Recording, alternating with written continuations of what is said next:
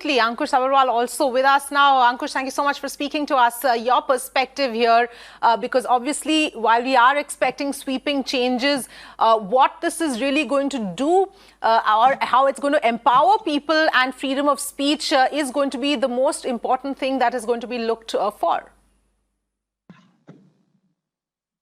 Definitely, I think this is the great news. My perspective, and Syam from the developer community. You see how exciting would this be when developers like me and others can see the code of Twitter and see, hey, what are the algorithms behind emphasizing or de-emphasizing any tweet, and if someone is getting blocked, and what should be the reason, as Elon Musk earlier said.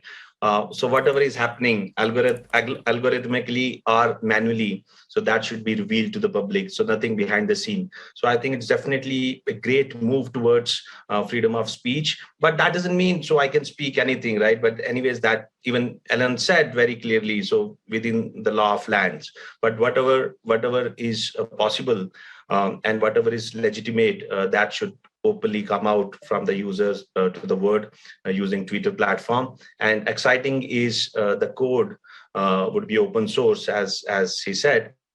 I hope he does that soon. Absolutely. Ankush, if I can just stop you there and, ask you a little bit for our viewers to explain why open source algorithm becomes so important and what it actually means. So there are two aspects of open source. One, open source is this is the code. Say if you think about Linux operating system, the code is open source. I can use that product free of cost, and I can even add to it. And there are a few licenses where even I can sell it after adding my code. Say Java is also open source. I use it. I create applications using Java, and I sell it as enterprise or as developer. So here, I don't think that would be the concept, but here it would come the second aspect, which I said. The first is, yes, open source, I can use it, sell it based on various license clauses. But here, open source would mean the code is open for public to see how it is developed, how the decisions are taken within Twitter, right? So when I go to Twitter, right, I see few tweets. So that doesn't mean whoever I follow, I see all the tweets, right? So based on some algorithms, I am shown few tweets, you would be shown different tweets, right? Yes. So AI is applied and few other algorithms are applied. So this logic is going to get revealed.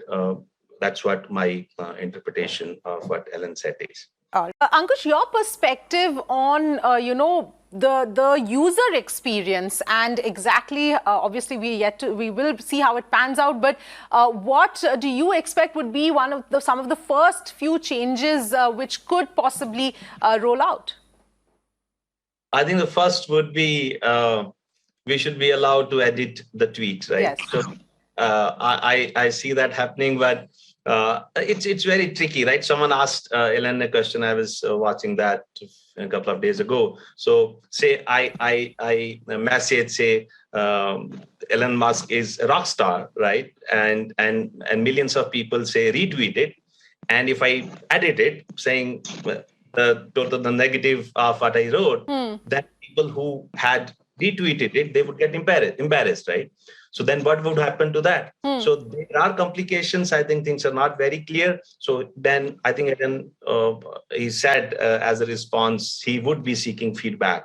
So maybe when we edit it, then all the retweets and everything would get vanished. So I think how would that happen? I think that is yet to see. But I think about edit would be the first move. I think that would come.